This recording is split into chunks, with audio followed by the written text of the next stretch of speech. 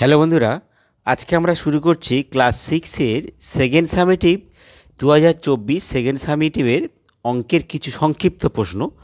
তো এগুলো তোমরা প্রথমে স্ক্রিনশট তুলে নিয়ে খাতায় লিখে নাও, তারপরে এর সমাধানগুলো আমি করে নিচ্ছি। দেখো, আগে প্রথমে এটাকে ভালো করে স্ক্রিনশট তুলে নাও। সংক্ষিপ্ত প্রশ্ন, প্রতিটা কোশ্চেনের মান 1। আমরা পার্ট 1, পার্ট 2, পার্ট 3 করে দেবো পরপর, খুব তাড়াতাড়ি পেয়ে যাবে। এবং এগুলো করলে তোমাদের পরীক্ষায় 50% উপরে নাম্বার হবে, আর 60-70% নাম্বার উঠে আসবে। তো তোমরা প্রথমে স্ক্রিনশট দিয়ে এটা তুলে নাও, তারপরে এর সমাধানটা আমি করছি, ঠিক আছে?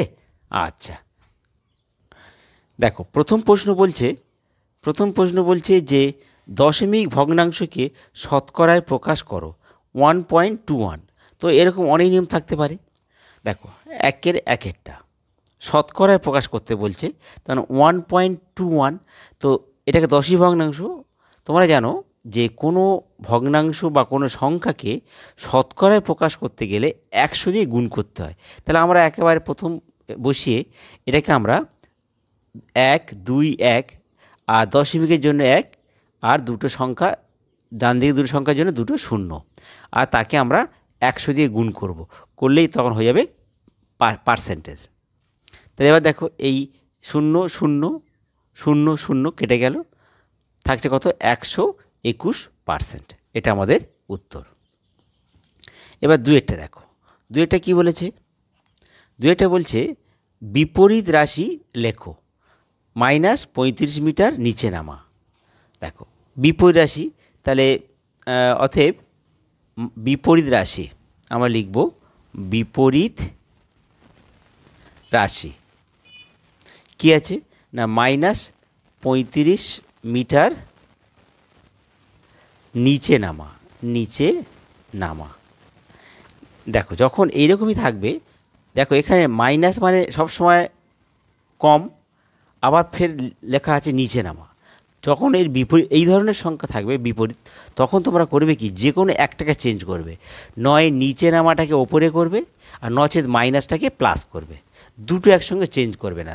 তাহলে এর বিপরীত কী হবে? তাহলে তুমি যদি এটা মাইনাসটাকে প্লাস করো, তাহলে তোমাকে বলতে হবে যে 35 মিটার নিচে নামা।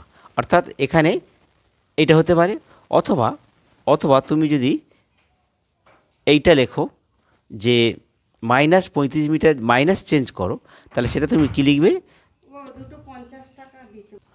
দেখো, অথবা আমরা যদি মাইনাসটাকে ঠিক রাখি, তখন কি লিখব? তাহলে -35 মিটার, তাহলে নিচের জায়গায় তখন মিটার উপরে না, উপরে ওঠা। অর্থাৎ যে কোনো একটা চেঞ্জ করব, নয় মাইনাস সাইন আর নয় ডান দিকে না। যখন ওই দুটো একই ক্যাটাগরি হবে, মানে মাইনাস আবার নিচে নামা, নিচে কম বা কম, আর এটাও নিচে নামা আছে, তখন এই ধরনের অঙ্কটা তোমরা করি। নয় এটা উত্তর, আর নয় এটা উত্তর, যে কোনো একটা উত্তর তোমরা দিতে পারো, ঠিক আছে? আচ্ছা, এবার দেখো তিনেরটা বলছে 0.25-এর 25% কত? ঠিক আছে, তাহলে তিনেরটা কি বলেছে যে 0.25-এর 25%। তো দেখো, প্রথমে আমরা এর মানে গুণ, তাহলে আমরা লিখতে পারি 0.25 এর মানে গুণ আর 25% সমান। এবার দশমিকটা ভেঙে ফেলো। তো আমরা জানি দশমিক সংখ্যা ভাঙতে কী করতে হয়, দশমিক বাদে পুরো সংখ্যাটা উপরে লবে লিখব। তো দশমিক বাদে মানে 25, আর হরে কি লিখব না, হরে লিখব দশমিকের জন্য 1, আর দশমিকের ঠিক ডান দিকে যে দুটো সংখ্যা আছে, মানে দুটো হোক তিনটে হোক, দুটো সংখ্যা থাকার জন্য আমার দুটো শূন্য গণিতক। এইবার 25% আছে, পার্সেন্ট তুলতে গেলে 100 দিয়ে ভাগ, তাহলে পার্সেন্ট তুলে দেবো, তাহলে 25, তাকে তলায় 100 দিয়ে ভাগ। তাহলে কি হলো? তাহলে এই 25 দিয়ে আমরা কাটলাম 4 25 সঙ্গে 100, আবার এই 25 দিয়ে কাটলাম 4 25 সঙ্গে 100।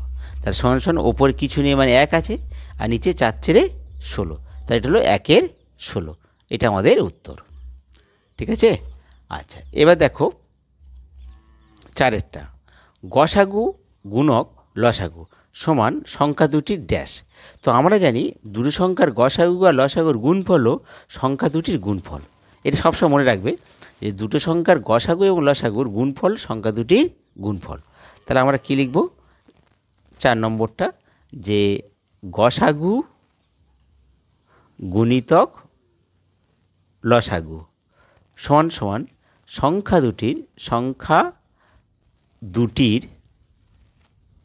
দুটির ড্যাশ আছে, তাই এটা হবে গুণফল।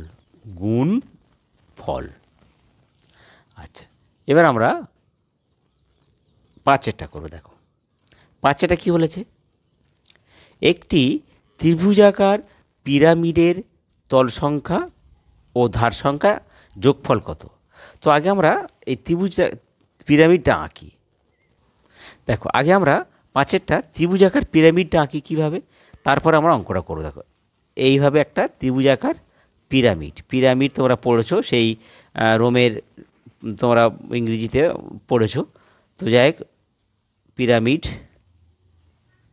এই হলো পিরামিডের ছবি। এটা যা ভূমিটা ত্রিভুজাকার, তাহলে এটা যদি ত্রিভুজাকার পিরামিড হয় তাহলে এর তল সংখ্যা কত হচ্ছে। দেখো প্রথমে তল সংখ্যা তোমরা ভিডিওতে পেয়েছো, এগুলো শিখেছিলাম। তো তল সংখ্যা দেখো, প্রথমে দেখো এ সাইড 3টে আর নিচে একটা 4টে, তাহলে তল সংখ্যা হচ্ছে 4টি।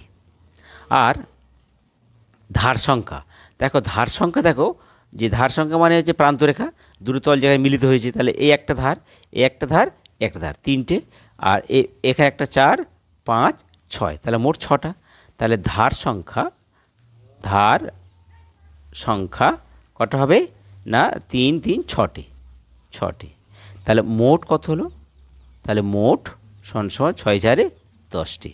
তাহলে আমাদের কি হলো না, ধার সংখ্যা এবং তল সংখ্যা যোগফল হলো 10। এবার দেখো 6-এরটা কী বলছে না, উপযুক্ত চিহ্ন বসাও। মানে বাম দিকে মুখ হলে, ডান দিকে যদি আমরা, এটা ডান দিক, মুখ হলে ছোটো চিহ্ন, বাম দিকে মুখ হলে বড়ো চিহ্ন, এটা সমান। তাহলে ছোট, বড় আর সমান, অর্থাৎ ক্ষুদ্রতম চিহ্ন, বৃহত্তম চিহ্ন আর সমান, বা লেস দেন, গ্রেটার দেন, সমান। দেখো প্রথমে এরটা, আচ্ছা আমি সবগুলো টুকে নিই। প্রথমে দেখো এরটা কী বলেছে না, 0.3 বক্স আর 0.9 পৌনঃপুনিক। দেখো এখানে 0.3 মানে শেষ, কিন্তু 0.9 পৌনঃপুনিক মানে হলো এই 9টা বারবার আসছে। অর্থাৎ আমরা যদি রাফ করি, 0.9 মানে হলো 0.9 পৌনঃপুনিক যদি হয়, তাহলে এর 0.9, 0.99 করে ডট।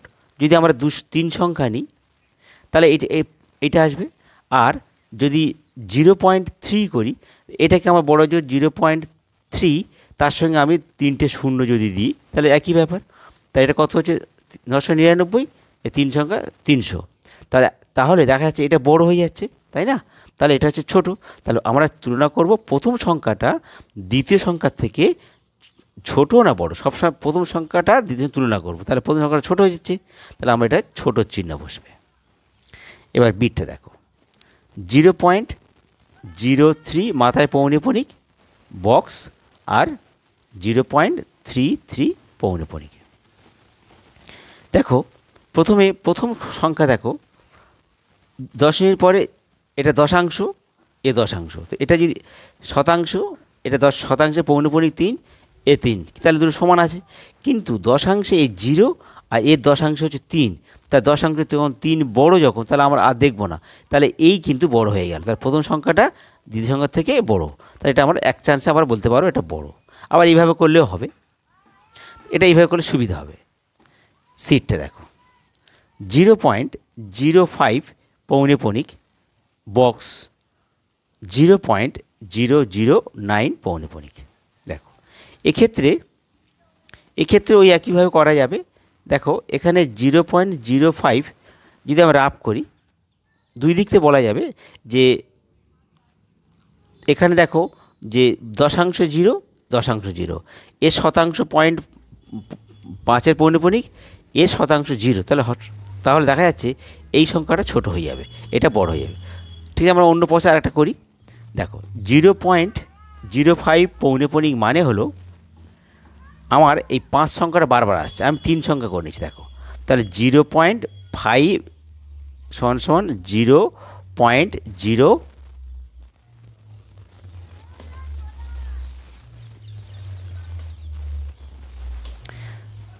দেখো 0.055 মানে এটা বারবার আসছে 5 মানে ধরো আমি অনেকবার নিলাম, 3বার নিলাম।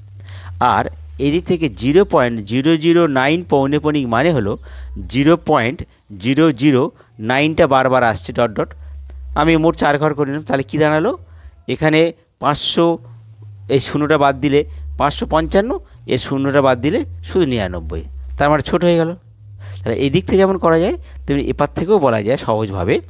দেখো যে আগে যেটা বললাম যে এর দশাংশ 0, এর দশাংশ 0 সমান সমান, কিন্তু এর শতাংশ 5-এর পৌনেপনিক আর এর শতাংশ 0, তাহলে এটা ছোট হয়ে যাচ্ছে। তাহলে আমার এটা বড়, তাহলে প্রথম সংখ্যাটা দ্বিতীয় সংখ্যা থেকে এটা হচ্ছে বড় চিহ্ন বসবে। ঠিক আছে? আচ্ছা, এইবার আমরা করব কোনটা না 8-7-এরটা। দেখো একটি বিন্দুর কয়টি মাত্রা আছে? আমরা জানি যে বিন্দু কাকে বলে, যার দৈর্ঘ্য, প্রস্থ এবং উচ্চতা, এর 3টে মাত্রা। এই 3টে কোনোটাই নেই, অর্থাৎ বিন্দুর 7-এরটা আমরা কি লিখব যে আমরা যে একটা বিন্দু, এর মাত্রা বলতে বোঝায় দৈর্ঘ্য, প্রস্থ, উচ্চতা। তাহলে আমরা লিখব যে বিন্দুর একটি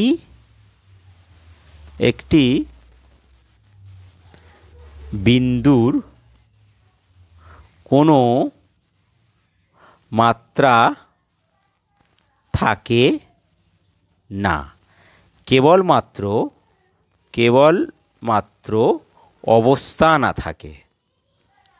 অবস্থান থাকে, এটা বললেই হবে। এবার দেখো 8-এরটা,